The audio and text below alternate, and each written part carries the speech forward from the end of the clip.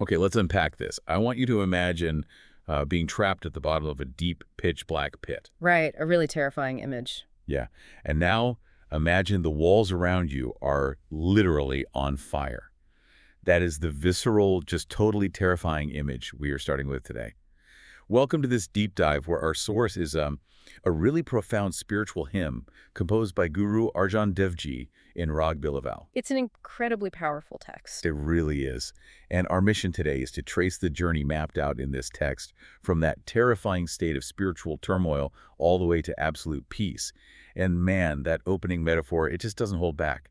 You are in a deep, dark pit, burning in a great fire of sins and ego. No, it really doesn't hold back at all. It is a stark contrast to how we normally discuss our daily problems. Right.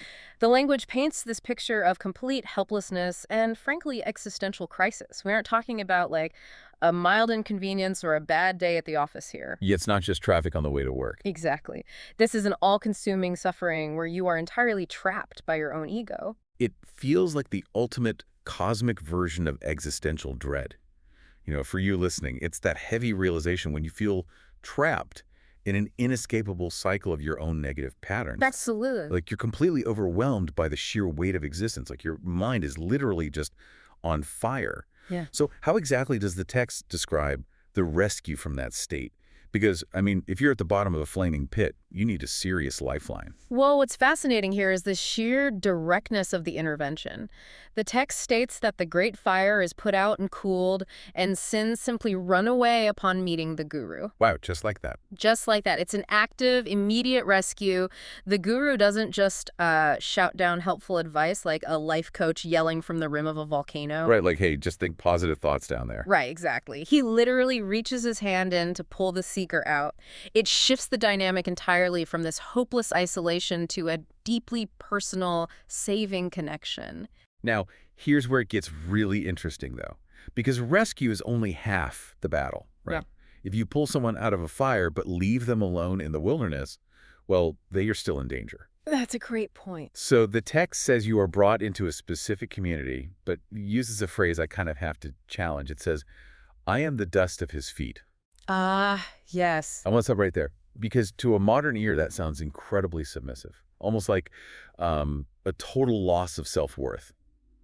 Why is a text about spiritual elevation telling you to become dirt? I know it sounds like a lowering of status, but we have to understand this through the concept of sadsangat, which means the company of the holy. Okay, so it's about the people you're with. Yes, and in this context, becoming dust isn't about humiliation at all. It's about ultimate grounding. When you become the dust of the guru's feet, you are shedding that massive burning ego that, trapped you in the pit to begin with. Oh, I see. So the ego is the fire. Exactly. By dwelling with the Lord's holy saints, the seeker is blessed with the gift of the soul. It's entirely about recognizing your place within a profoundly supportive, elevating community where your ego no longer isolates you. That makes a lot more sense. And it connects to another part of the text, too, where it mentions receiving your preordained destiny. Yeah, finding this holy company isn't viewed as just a random lucky break. In this spiritual framework, it is the beautiful realization of a predetermined spiritual path, or karma. Like you were always meant to end up there. Right, you have arrived exactly where you are always meant to be to find healing. So what does this all mean for you, the listener? Like, what is the actual psychological or spiritual result of this? Because the text makes an incredibly bold claim. It says that as a result of this connection, the fear of the three worlds is dispelled. Yes. First of all, what even are the three worlds? Well, in this tradition, the three worlds represent the entirety of existence.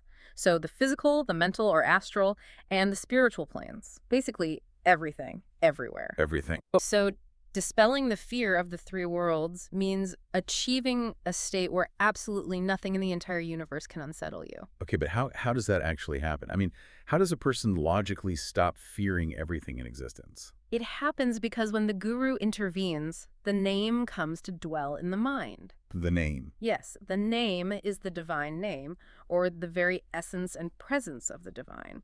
If we connect this to the bigger picture, the name acts as a powerful cognitive interrupt. A cognitive interrupt. I like that. Yeah, the text describes the infinite Lord as the doer, the cause of causes, who is completely inaccessible and infinite. When your mind is burning with anxiety about the future, Anchoring yourself to the cause of causes forces you to realize you aren't the one steering the ship. Oh, wow. It completely removes the burden of control. Precisely. If the infinite Lord is the absolute anchor, the underlying fear that drives our anxiety just logically dissolves. Because, well, you aren't in charge of the universe anyway. Right, you're off the hook. It reframes the entire human experience.